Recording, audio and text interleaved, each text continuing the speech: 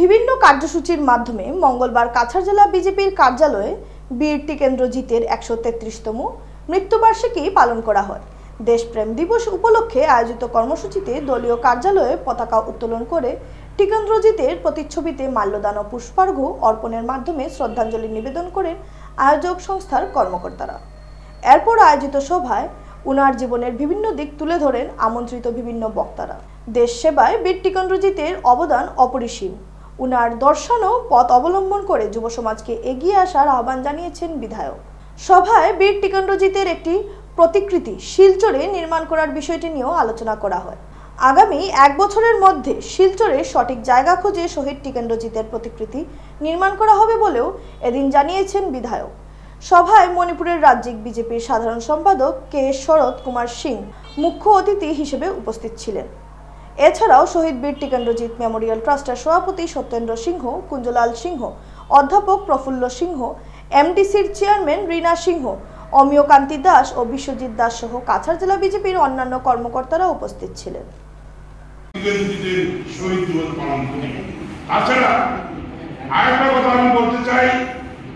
এই যে আমরা শহীদ দিবস এটা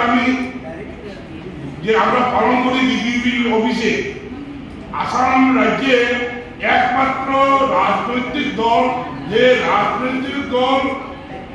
ভারতীয়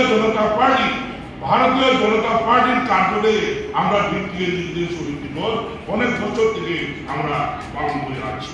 অন্য কোন দল আজ পর্যন্ত বিজেপির বা অন্য কোন দল তাদের দলীয় কার্যালয়ে বা তাদের কোন দলই বীর টিকেন্দ্রজিতের শহীদ দিবস পালন করে। একমাত্র ভারতীয় জনতা পার্টি আসামের রাজ্যে আমরা বীর টিকেন্দ্রজিতের শহীদ দিবস পালন করি। বিশেষ করে বীর টিকেন্দ্রজিতের আজকে আমরা প্রতিকৃতিতে মাল্যদান করেছি, কিন্তু যদি একটা স্ট্যাচু থাকতো হয়তো আমরা আমাদের আজকে চিফ গেস্ট শরৎ সিংহ মহাশয়কে নিয়ে এই প্রতিকৃতিতে আমরা এই স্ট্যাচুতে আমরা মাল্যদান করে হয়তো আজকে এই সভা এখানে আমরা পরিচালনা করতে পারতাম।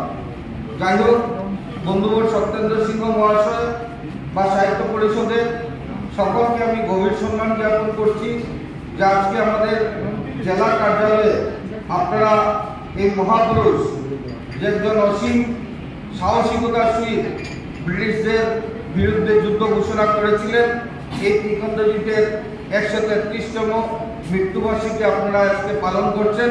আমাদের জেলা কার্যালয়ে তার জন্য আপনাদের সকলের প্রতি আমি আমার গভীর শ্রদ্ধা নিবেদন করছি।